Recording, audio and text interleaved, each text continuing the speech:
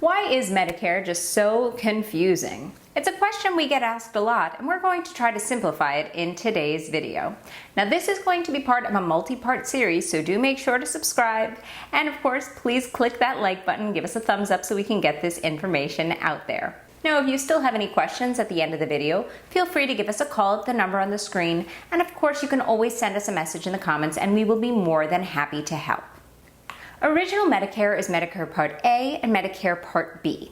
You'll likely be automatically enrolled when you turn 65. And the enrollment period is the 7 months surrounding your 65th birthday. So that would be the 3 months before you turn 65, the month of your 65th birthday, and the 3 months thereafter. You'll likely receive your Medicare card in the mail, but if you don't, make sure to contact Social Security. During this time, you can, of course, also enroll in Medicare Advantage, also known as Medicare Part C, or a Medicare Part D plan. We'll get back to that in just a moment. So here are some quick key facts about Original Medicare. Part A is your hospital insurance. Part B is your outpatient insurance. You may see any doctor or visit any hospital that accepts Medicare, and most do. Most of your medical needs will be covered by Original Medicare, but there are major exceptions, namely dental, hearing, vision, and prescription drugs. And although Medicare Part A is free for most people, there is a premium for Medicare Part B. There are also deductibles and copays and coinsurance. Now, although Original Medicare provides truly comprehensive coverage, many people look to supplement their coverage, and that's where these additional parts and plans come into play. So let's start with Medigap. Medigap plans are also known as Medicare Supplement plans. You'll first be eligible to enroll in a Medicare Supplement plan in the 6 months after you turn 65 and enroll in Medicare Part B. During this time, you will not be subject to medical underwriting. However, you can actually enroll in a Medicare Supplement plan year-round.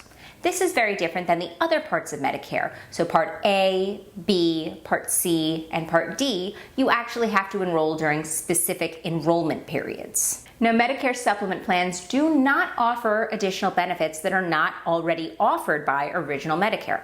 So no dental, vision, hearing, or prescription drug. What they will do is fill in those financial gaps of Original Medicare. So largely your deductibles, copays, and coinsurance, those will largely be covered by a Medigap plan.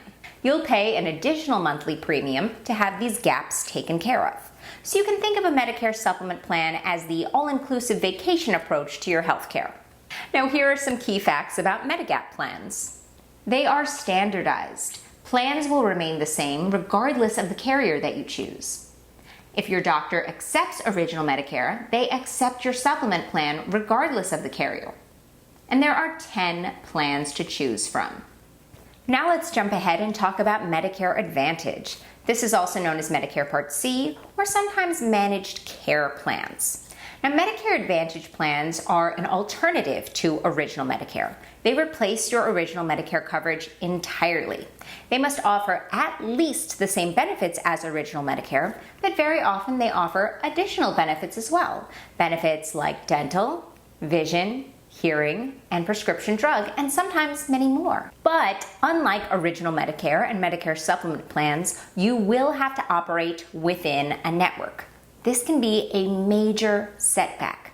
Now, Medicare Advantage plans are probably more similar to the health insurance that you've had in the past. Some can be great, others not so much. But in all honesty, they are far less popular than Medicare supplement plans.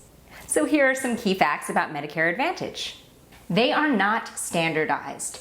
Networks, benefits, and prices can vary widely, so please work with a broker. They can change on a yearly basis, so make sure to review your plan during the AEP, the annual enrollment period.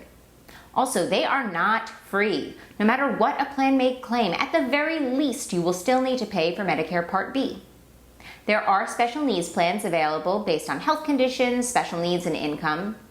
And there are many ways and times in which you can leave your Medicare Advantage plan if it is not working for you. So please do not stay trapped in a plan that is less than optimal.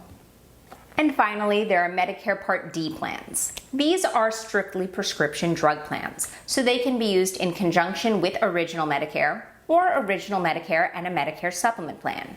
Usually you won't need them with a Medicare Advantage plan because very often Medicare Advantage plans offer prescription drug coverage. However, as a side note, if you are going the Medicare Advantage route, do confirm that your plan does offer prescription drug coverage. Now, there are 4 stages of Medicare Part D plans. There is the deductible, the initial coverage period, the coverage gap, sometimes referred to as the donut hole, and then the catastrophic coverage phase.